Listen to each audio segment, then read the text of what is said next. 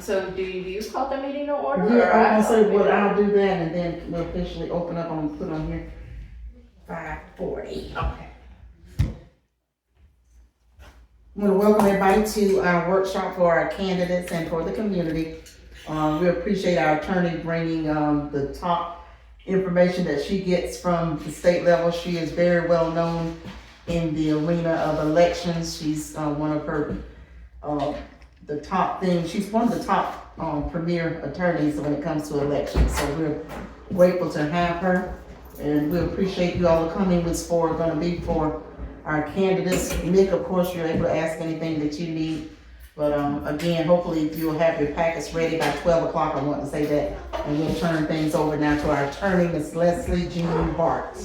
Hello, everybody. So one, I want to apologize for being a little late when I was just going the wrong way and just happy going the wrong way until I looked and saw the time going up. But yes. And how do you get lost in White Springs? You'll tell us later. Right. No, it was from Lake City to here. Okay. I was already on Main Street. I turned off Main Street. Oh, okay. Okay. Look, you know how like the GPS, you don't know which direction. True. And so I just turned and I was like, that must be right. Okay. But so hopefully everyone who is interested in becoming a candidate has picked up a packet by this point, especially knowing that the deadline is noon tomorrow. And that means noon tomorrow. Mm-hmm. That means when it goes 11:59 and Honestly. it's noon, that's the deadline. Mm-hmm. 12:01, 12:02 is not going to work. Question? Yes.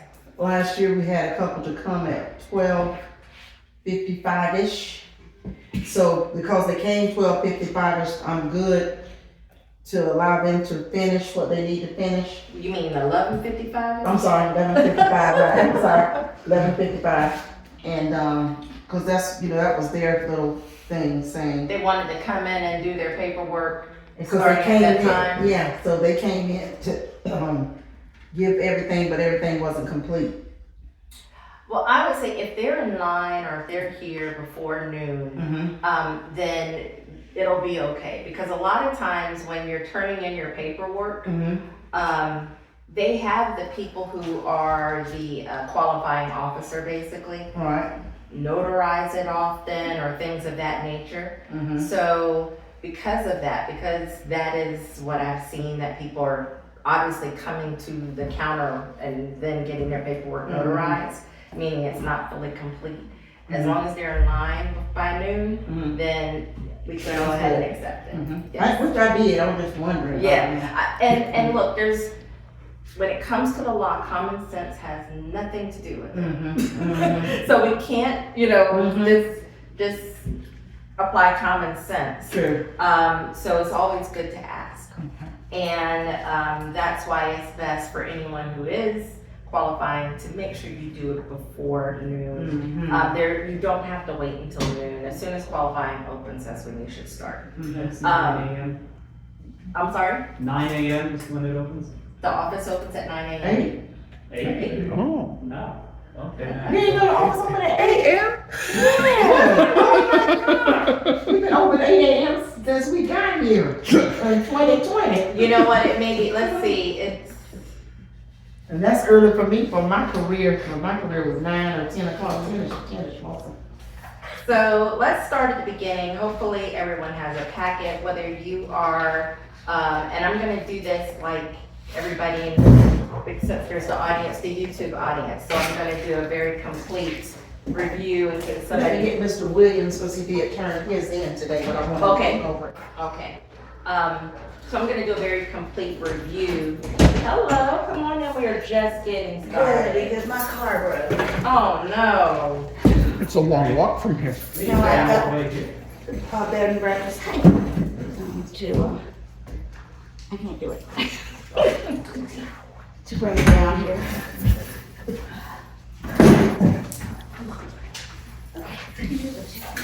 All right. Okay. But that's just for your information so you can look through and any issues or whatever. What's up, Sharon McCall? My car is broken. Oh no. So when when I put this together, I was basically starting from scratch with a lot of this. And because it's a municipal election, sometimes the things that apply to the state don't apply to municipal elections, and trying to find that balance. So we start off with about the candidate and campaign treasurer handbook. Every candidate should go look that up.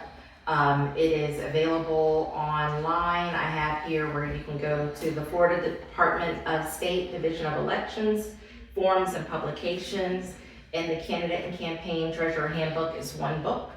Make sure you get a copy of that because it'll go over many different topics, including how you should do disclaimers on your campaign ads and things of that nature.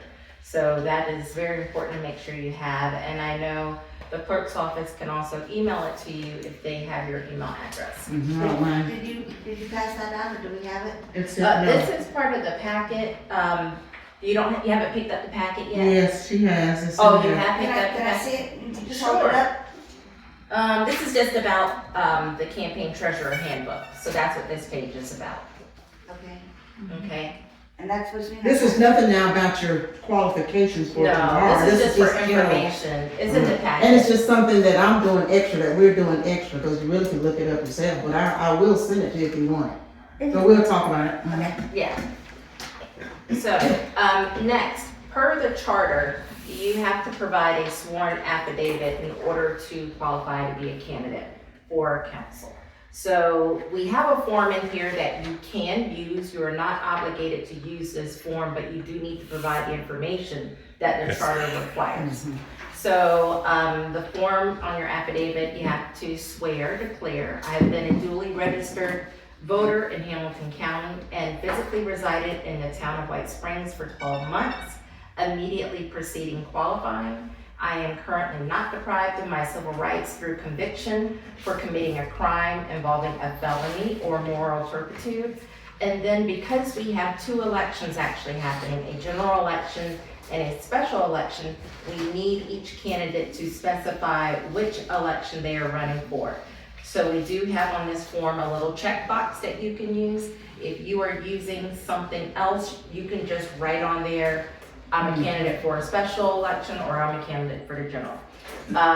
This goes through a list of what you need, and it must be signed and then notarized. Is this what the? And I pretty much did that for you guys, and that's what I did when you first came in. I wanted to get with them on that. Yeah. And we went over it and I notarized it and everything. That was Okay, the first sheet we did. right, so that's the sworn affidavit that's in your packet. And that's when we picked it up. Yes. Okay, next we have a candidate qualifying checklist. And so it starts with the qualifying period. Qualifying ends at noon tomorrow. You must be here in line at bare minimum by noon tomorrow in order to qualify. So first you have the sworn affidavit. Next you have the appointment of campaign treasurer and designation of campaign depository for candidates. That's also a form in your packet. That form is called DSDE 9. Now, all of the forms that come from the state are available online at the same location as the handbook.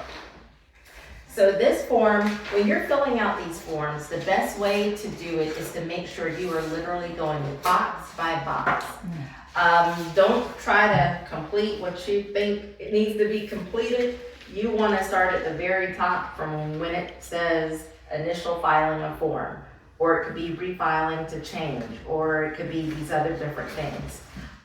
You want to write your name, your address, all of the little things that are here, you must complete all of it. And then you will see where you have to appoint a campaign treasurer. The candidate can be the campaign treasurer, so you don't need to have a separate person. You need at least a campaign treasurer. So make sure you fill out that part. If it's going to be you, then you put your information there fully completed. You're going to sign this as the candidate. The candidate signs this form, and whoever is appointed as the treasurer also signs this form, because the treasurer has to accept that responsibility. If you want to have a deputy treasurer, then you can file another form, and you just check at the top where it says treasurer deputy. Fill it out the same way, but when you get here, you're gonna put in for the deputy. and their information. You're also gonna put in here the name of your financial institution. They have name of bank, but credit unions do this too, so I call it financial institution. It's always a good idea to make sure, as we are now learning, check with this financial institution ahead of time to make sure they can provide you with a counter check. So a lot of times, this is a very short window compared to, there are people who are filed to run for governor who are filing already. So they don't need counter checks because by the time they're qualifying, the checks will be in. So, but in this case, because there's a short qualifying period, and even a notice of election is only gonna be 30 days, then you need to make sure that your bank or financial institution can provide counter checks. Number 5 on that? Yes. But do we have to do number 5? Number 5, yes. For your voter registration number, it says not required for qualifying purposes, and it shows up on another form too. So no, you don't need to do that. And so, it's interesting why I put it on the form then, but okay. So as far as whether or not you are a qualified elector, that information is gonna be verified with the supervisor for that election. So they will verify that you are a qualified elector to make sure. That's just sort of like the bare minimum. We are not going to, as the qualifying officer, we're not gonna police. If you tell us you've been a resident for 12 months, then you've been a resident for 12 months. We're not we don't have the ability to say, no, you haven't, and not qualify you. We will have to qualify you if that is what you're swearing to. Now, somebody can then file a lawsuit to get you removed later, but for purposes of what our clerk is required to do, you say you are, then you are. Yes. All right. Statement of candidate. So the rule says within 10 days of filing the appointment of campaign treasurer, you file this one-page statement of candidate. Obviously, we don't even have 10 days. It's just a little piece of paper. Technically, is it required for qualifying? No, but it's also apparently a misdemeanor if you don't file it within 10 days. So pick your poison here, you know? Yes. So yeah, just go ahead and fill this out while you're at it. Now, per your charter, you have to provide 15 petitions, and this is the form for petitions. Like you can go in and you can fill out pretty much everything here except when you go around and you must have people who are registered voters and residents of White Springs, they have to sign it and date it. You can do like everything else on it if you want to, but the signature and the date have to come from the person who's signing the petition. You need 15 of these. Don't just provide 15 because somebody is not registered or they got dropped from the registry and they don't know it because they didn't vote in the last 2 presidential elections. And now you're short 1 or 2. So provide an ample number to give yourself a cushion, especially if you're doing it at the last minute or on the last day. Give yourself some room there just in case. Because it's not unusual for some to be thrown out. I do have a comment on that too. Yes. I make sure I make however many they want, the 15 and plus however many more. And I make them here. Yeah. And it's just 10 cents per copy. So they do the supervisor of elections check for that amount. Right, so when the supervisor of elections is the one who is going to verify the petitions. That is not something that the clerk does. That goes to her. And by law, she can charge 10 cents per petition for validation, or whatever the actual cost is, whichever one is less. In other words, the maximum is 10 cents. So if you're turning in 20, that's gonna be $2. If you're turning in 15, that's gonna be $1.50. And that is paid to the supervisor of elections. So you just make that check payable to the supervisor of elections.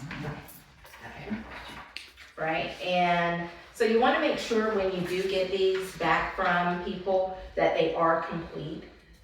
As far as the name, their date of birth or voter registration. And you know, if their address is wrong, they say that's not gonna be such a big deal. Like if there's a typo or a misprint or a number missing, you need to put your name here as the candidate. Be sure to put that there. So their name, your name, either date of birth, voter registration, a signature, and a date, that's required. Because we, the charter already calls for 15 petitions, there is no, what we call a qualifying fee that goes to the town. Why? Because anybody, if the town were to charge a qualifying fee, it would basically be a maximum $180 because it's based on the salary of a council member. But any person can qualify by petition, which then they don't have to pay the qualifying fee. And they would need to provide, I think it's 1% of the number of electors. Well, there's 800 people here. Even if 44 registered. Exactly. But even if every baby was, that would be 8 petitions. And you're already required by charter to do 15, so no qualifying fee. Since you're essentially already going above and beyond what you need to do to qualify by petition and waive the filing fee. However, there is something called the state election assessment. And that is actually required by law. And so that part, because that's something new, so if anybody has been a candidate before, that is something new that we're adding that wasn't part of the process before.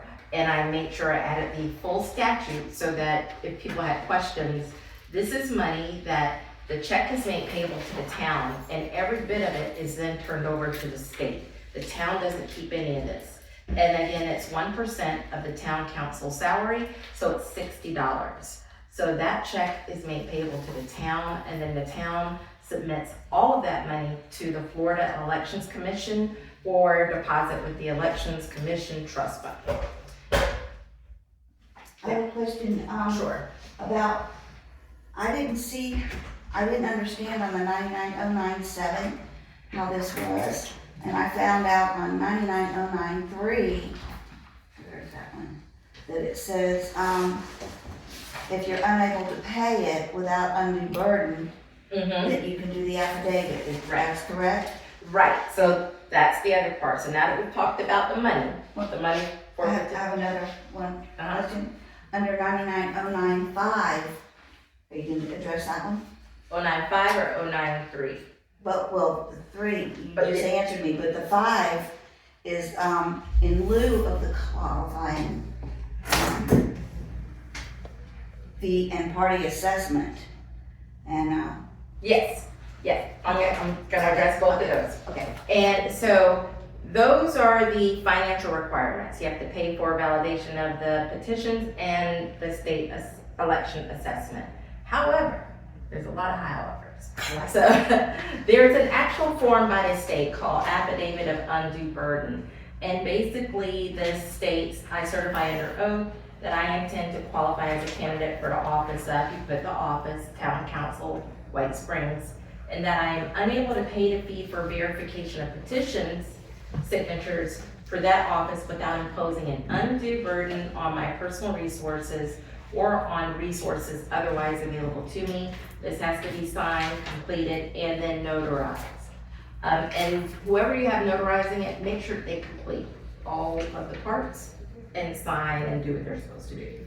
So this form was actually provided by the state. I could not find a form provided by the state for the state election assessment.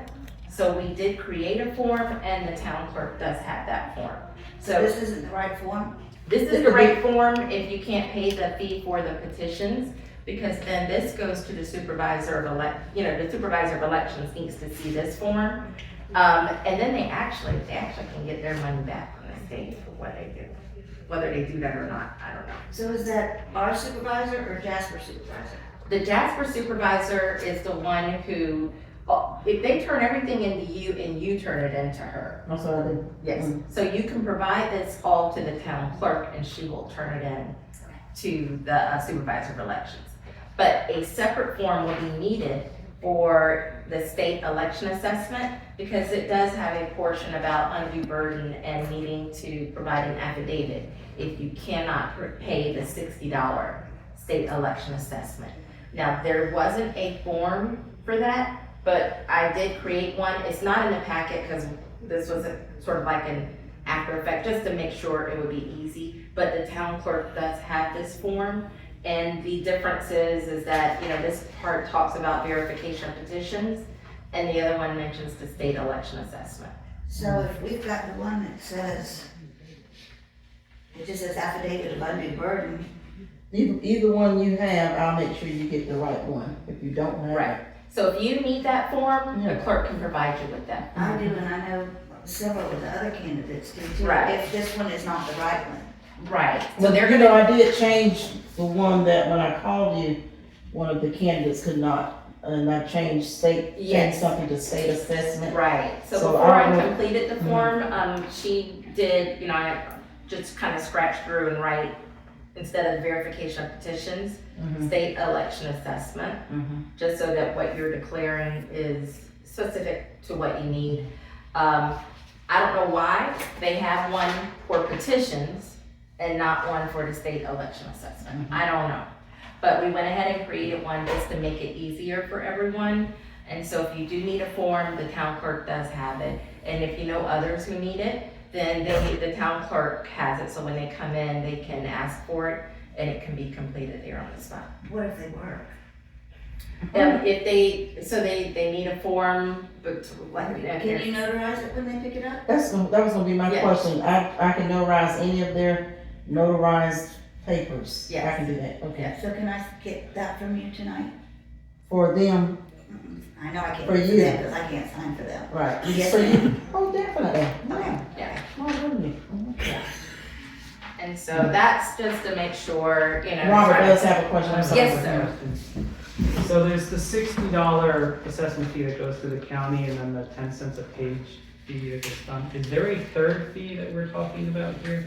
No, I talked about a filing fee just because a lot of other places automatically have filing fees, but we do not have a filing fee here because we have the petitions, and the petitions required by the charter are far more than what you would need to waive the filing fee if you were to qualify by petition.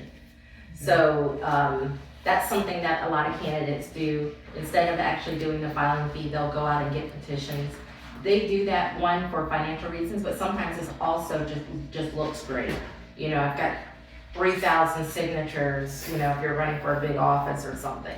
But then you don't have to pay for the filing fee. So yeah, that's just part of the process. But the state election assessment is separate from a filing fee.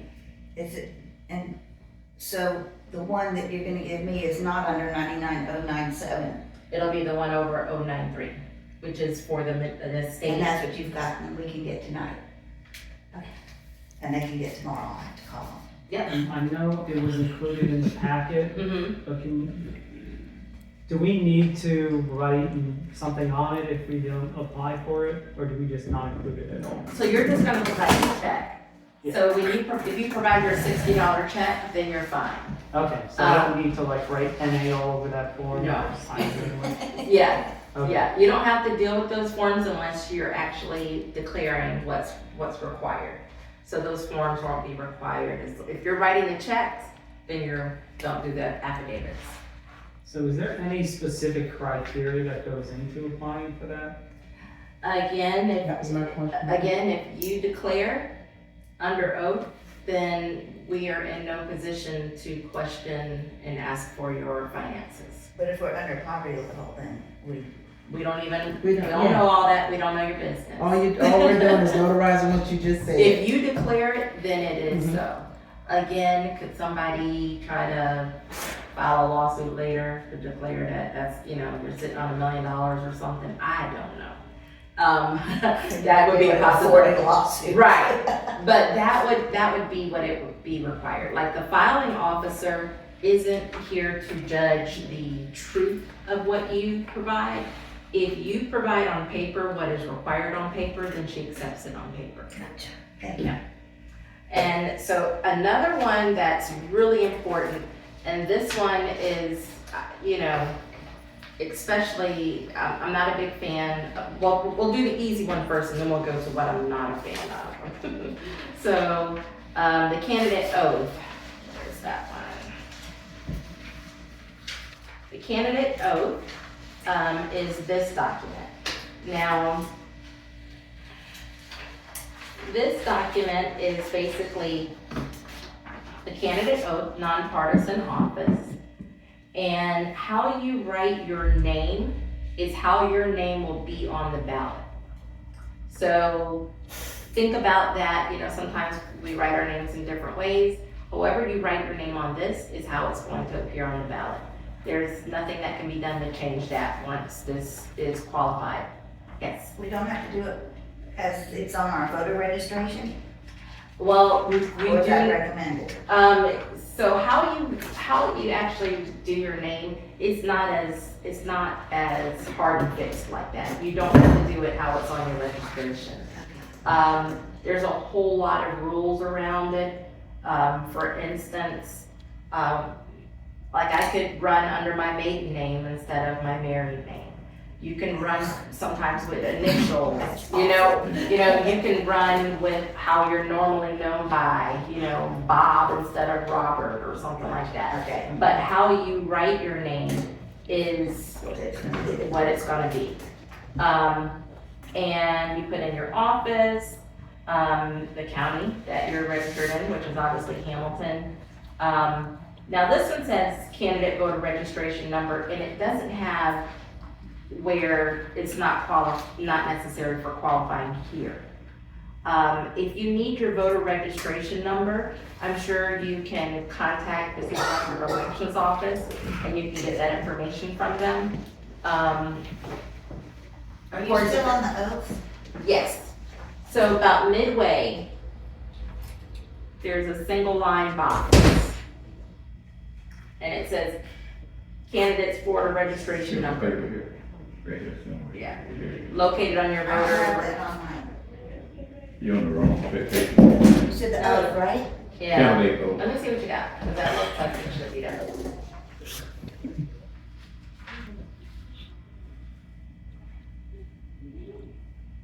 And I don't have a box on this to check what election I'm running on. This is, so. I'm looking at this form. Yeah.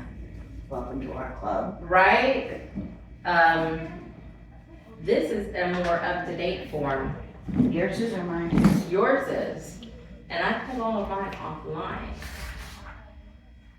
on their website. But this one is more up-to-date.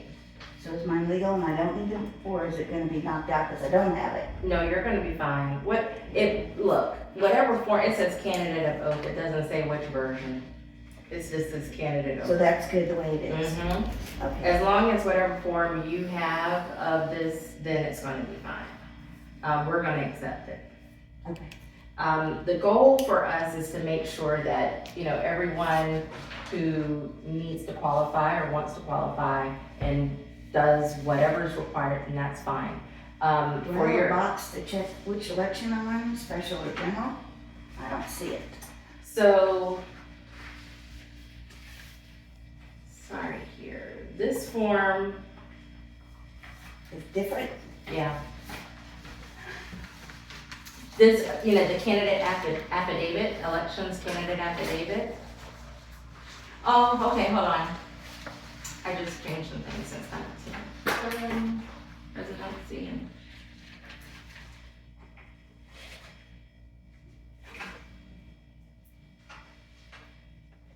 I'll meet with you afterwards and go through all of your paperwork. I will. So the candidate oath, you're gonna make sure that you sign and notarize that. And we'll accept whatever version you have is what we will accept, because. You gave it to me. Yeah, exactly. It was no. And it says candidate oath, it doesn't say, the statute says candidate oath. Yes. What should we put in the district number, circuit number, and group receipt number lines? So you would just don't put anything there since we don't actually have those numbers. So you leave those blank. What was that on? On the candidate oath, Right here. now phonetic spelling for audio ballot, you can put that in. I would imagine in a town like Do I this, have that? everybody knows how to say your name. Right here. But, you know, you can put that in for a phonetic spelling if you like, but that's not gonna be a huge requirement, you know. With a name like mine, I put it in. Cause, well, in Duval County, we often do have to read ballots to people, so, that's a good part. So you have the candidate oath, and then you have Form 1. And Form 1 is what I'm most worried about for everyone. And the reason I'm worried about it is because it must be completed online, which requires a computer, a smartphone. You can do it from a smartphone, iPad, but it has to be done online. We cannot accept just filling out the paper form that it used to be. Like if you, because I mean, there's a paper form that used to cover all this, and you find it online and you want to complete it and turn it in. They say we can't accept it like that. It has to be filed online. So in your paperwork, what you do have,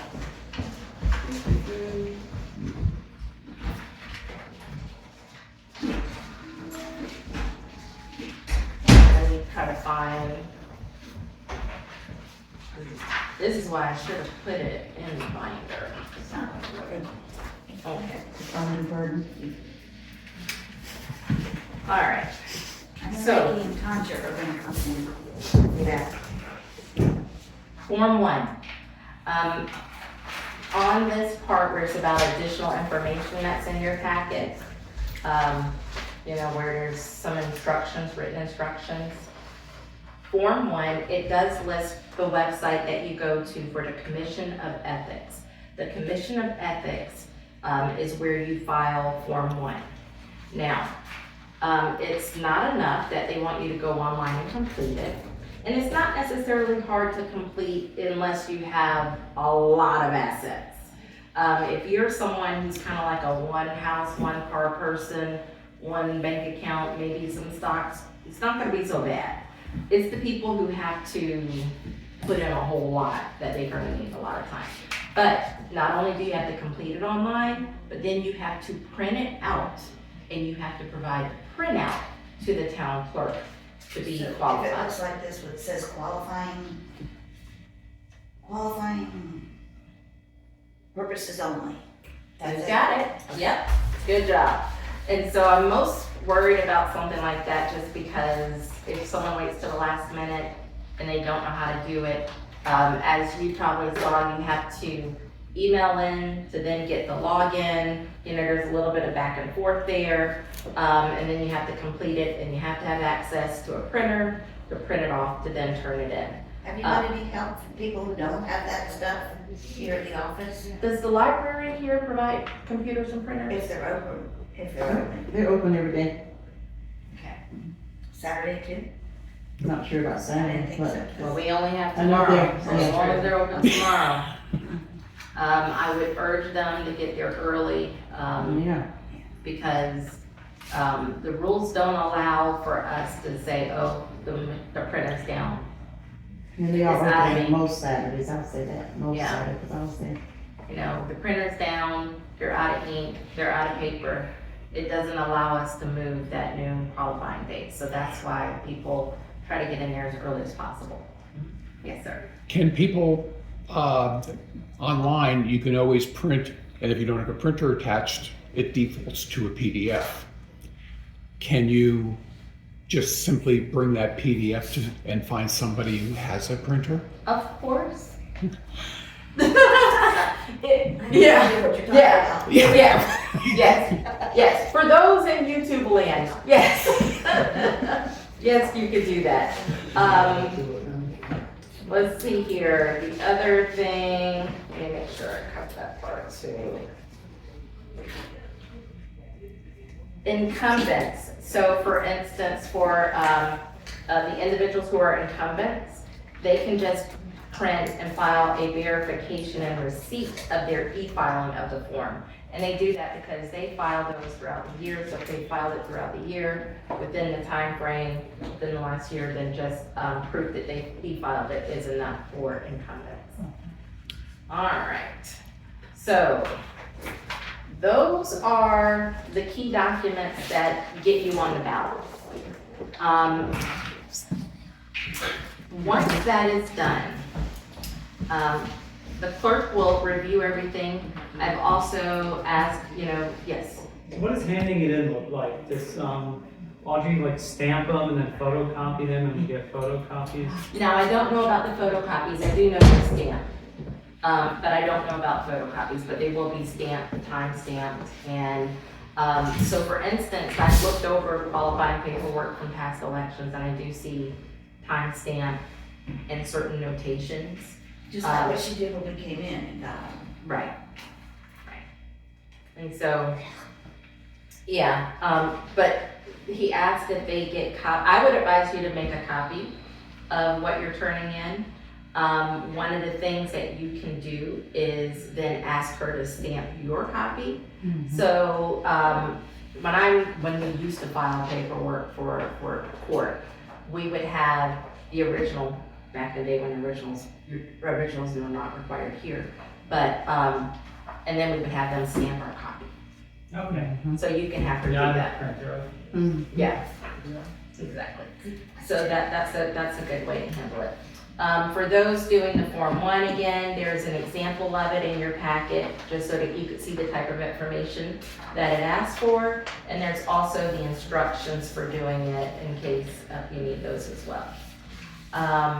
At the very end of your packet, it talks about putting up campaign signs and a notice from the Department of Transportation. Most importantly, you don't want to put them in right-of-way. And if you're putting them on personal property, of course, get that person's permission.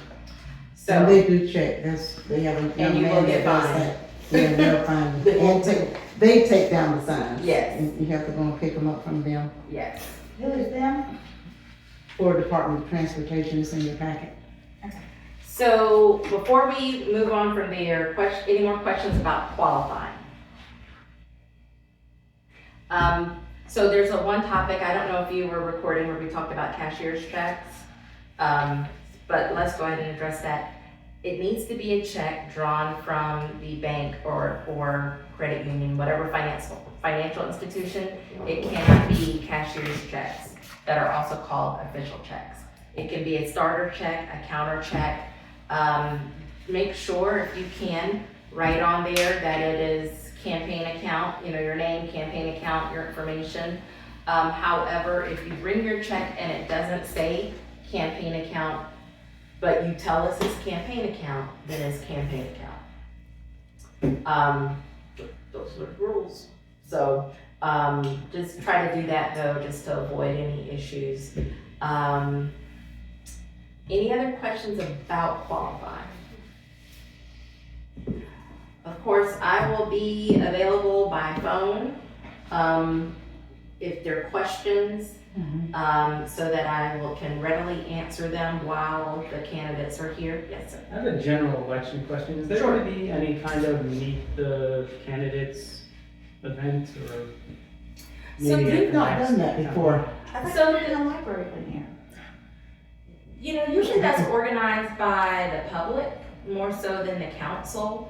I don't know what kind of civic groups you may have or things of that nature. Churches even, sometimes churches hold candidate forums is what we call them. If there is a desire for something like that, then I'm sure, someone can get it planned and maybe have it at the library or something like that. Is there a place to find the, not really rules and regulations, but how this would happen? Since I don't know anything. How the meeting?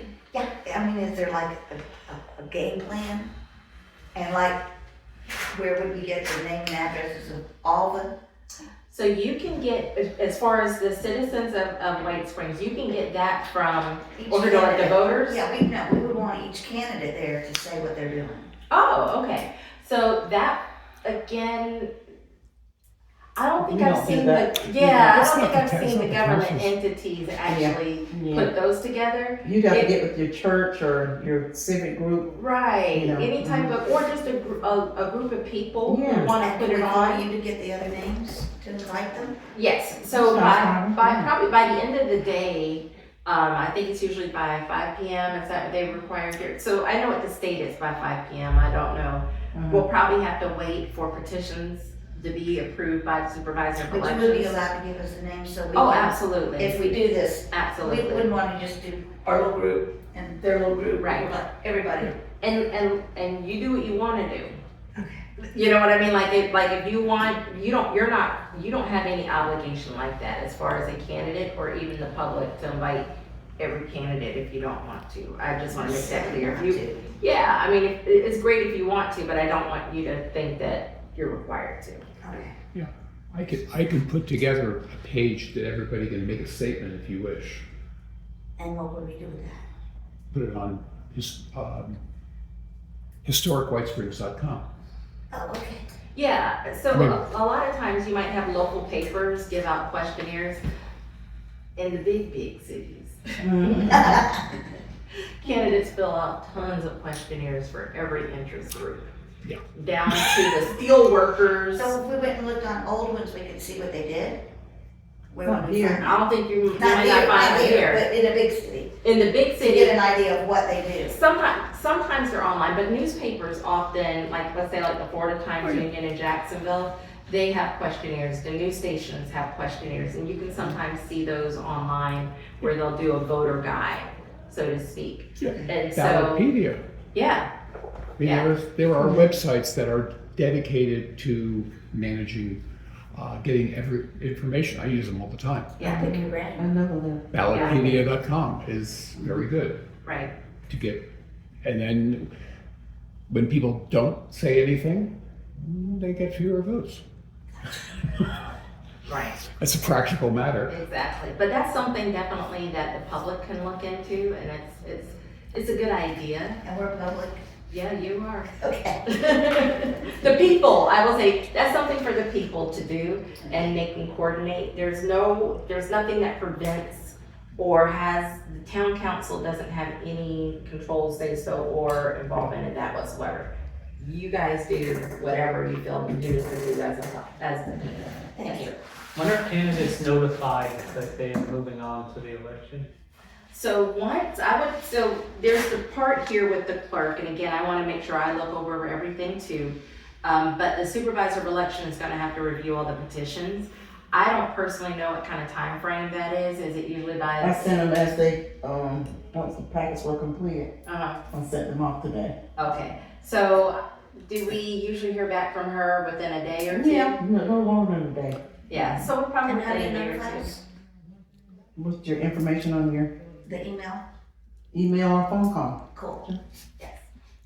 So that would be the only thing. I don't have a time limit for the supervisor of elections, but I would imagine a day or two maximum. Just good at that. Just yeah. to make sure. And I'm sure that, I mean, let's say if a whole 20 people come in, that might take a little bit longer. You know, if it's 2, then that'll go quicker.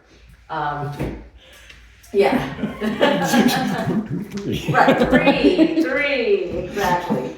So, you know, depending on, I think that's gonna be our upper limit, is however much time we have to wait for them, not for us.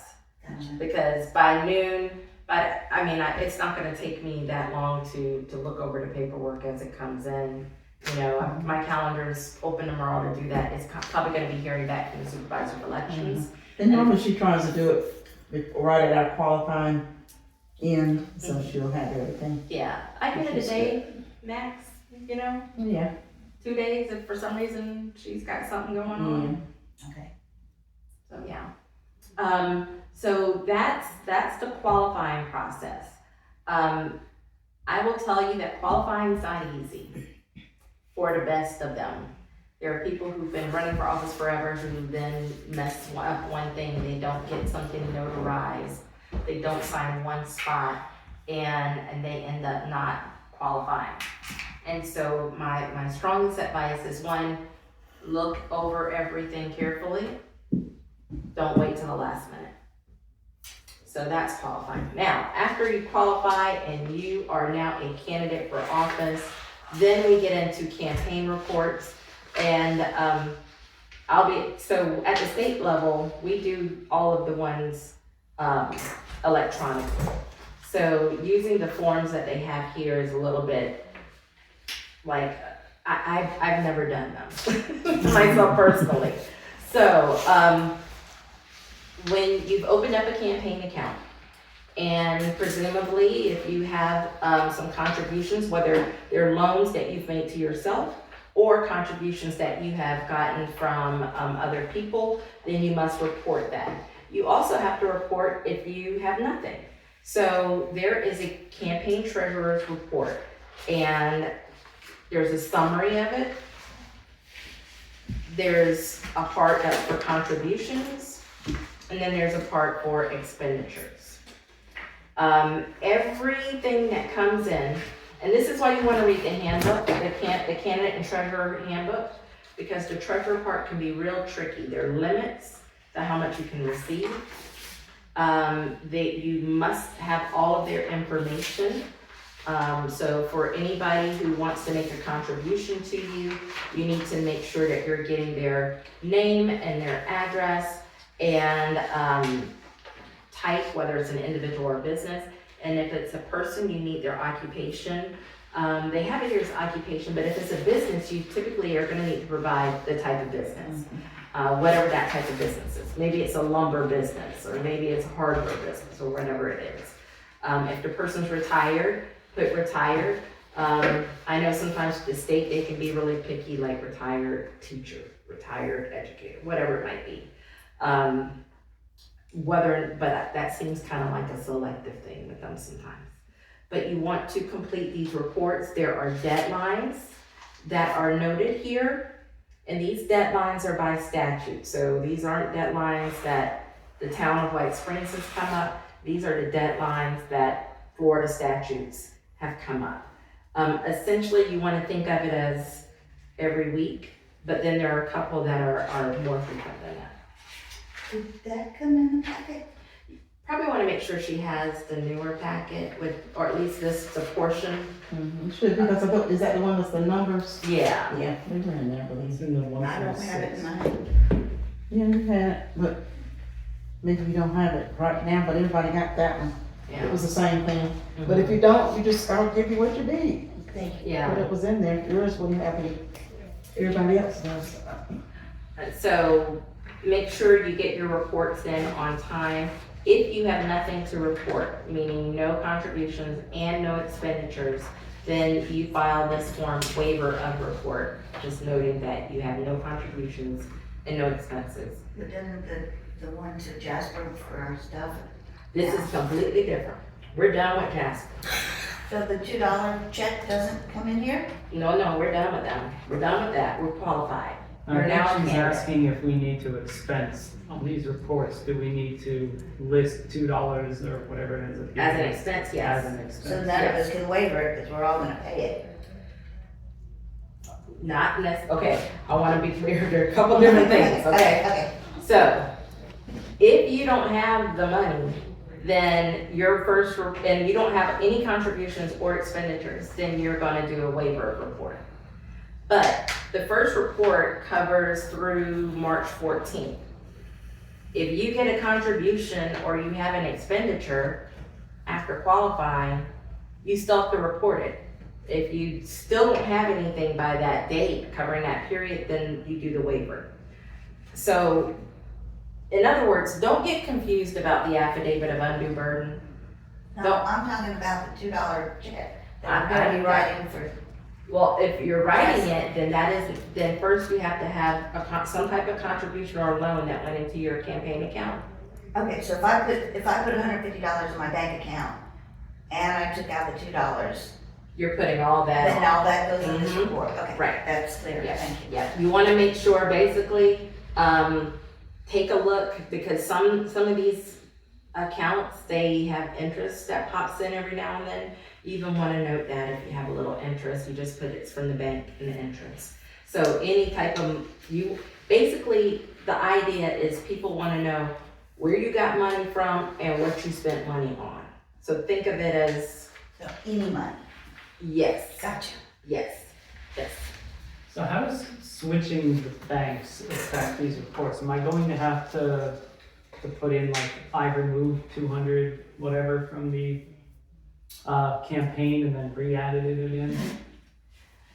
No, because you're reporting, it's not like you're reporting for one bank then gets closed out. It's all part of the same reporting. So if you put 300 in, and then that's the same 300 that just goes into the other account, it's still 300. You know, you could theoretically, put it in, take it out, put it back in. You could theoretically do that. But again, the idea is where you got money from and what you spent money on. And I don't honestly think that anybody cares about that little move. Like, that's not going to help someone figure out anything or not.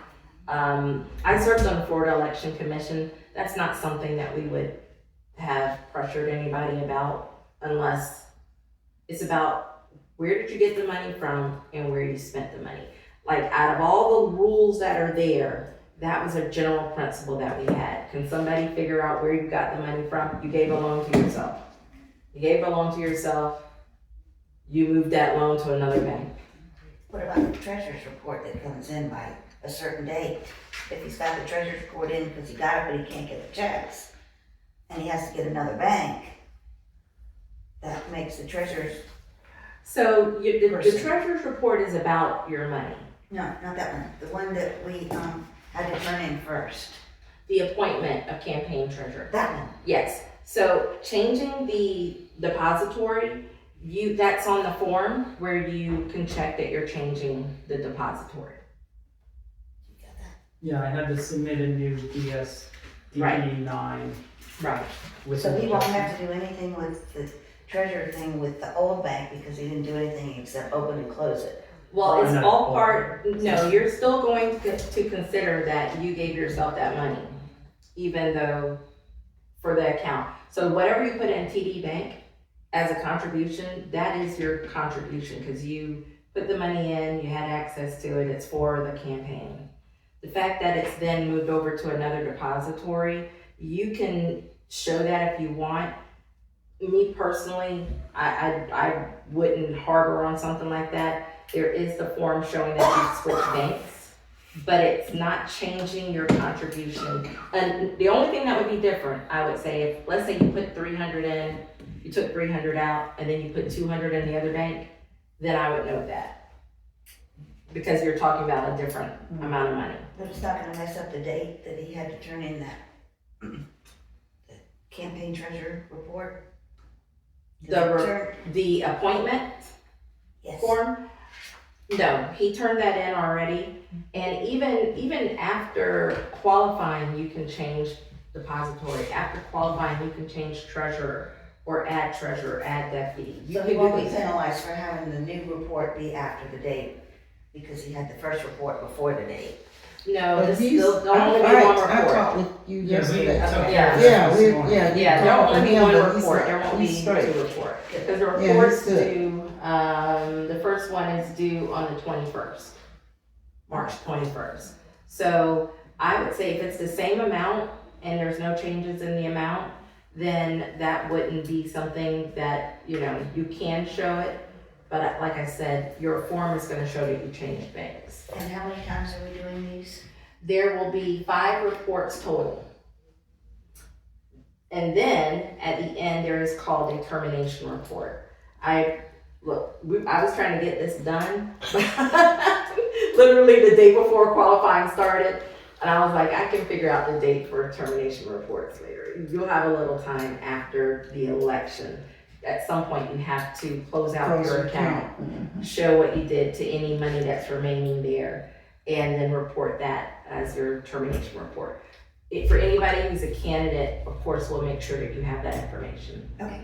Yeah. And you're gonna give me the one that she has done up to that point? The dates that you figured out up to that point? Yes, these dates. Yes. Mhm. Yes.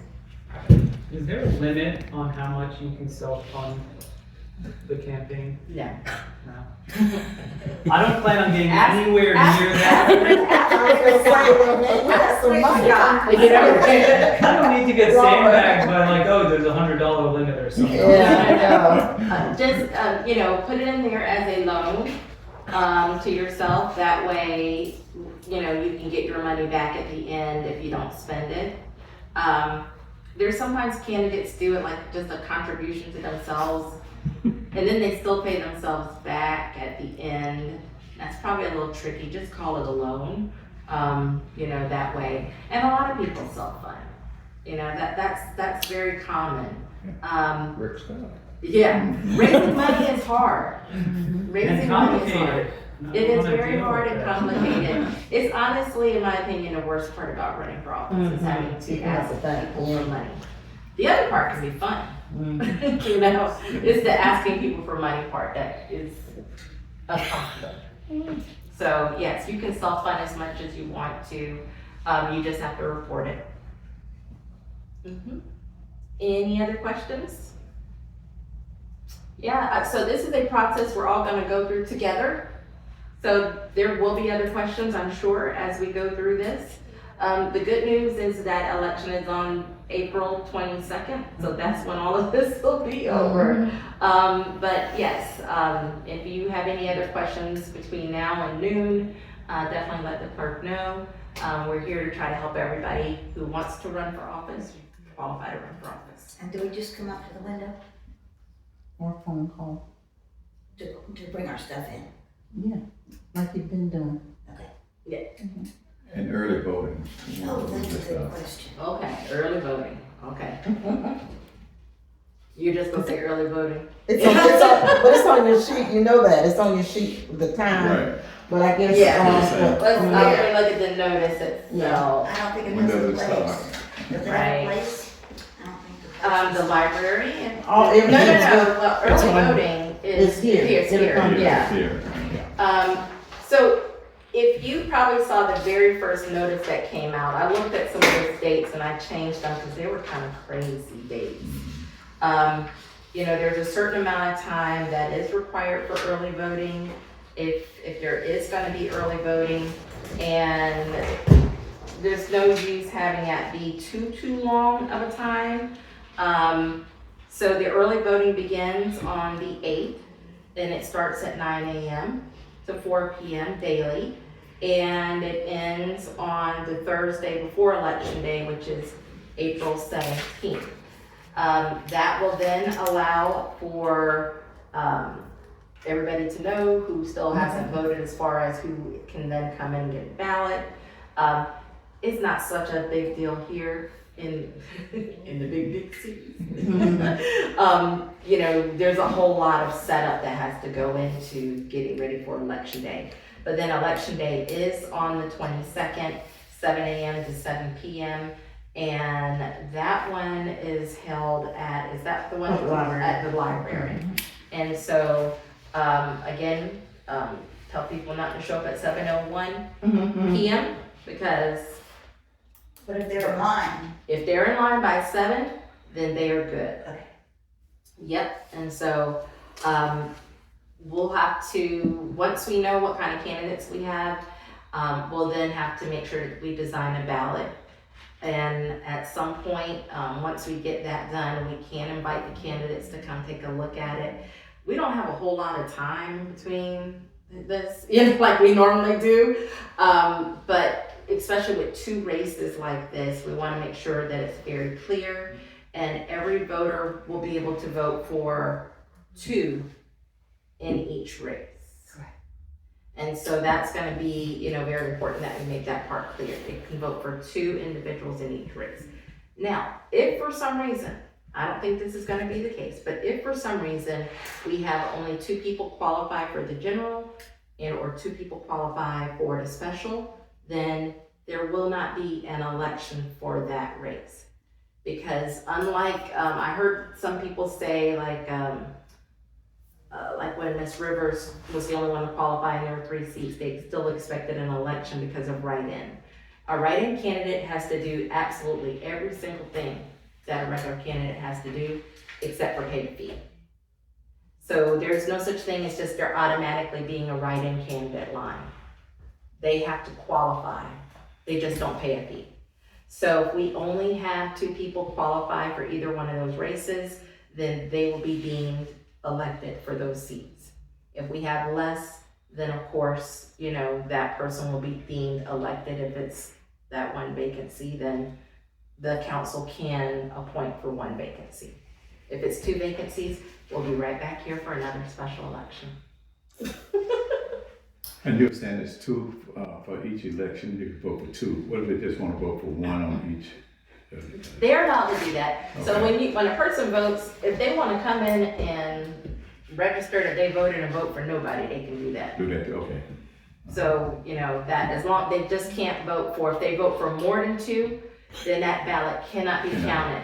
We can't make a judgment call. It's The also whole gonna, ballots from now. yes. Yes.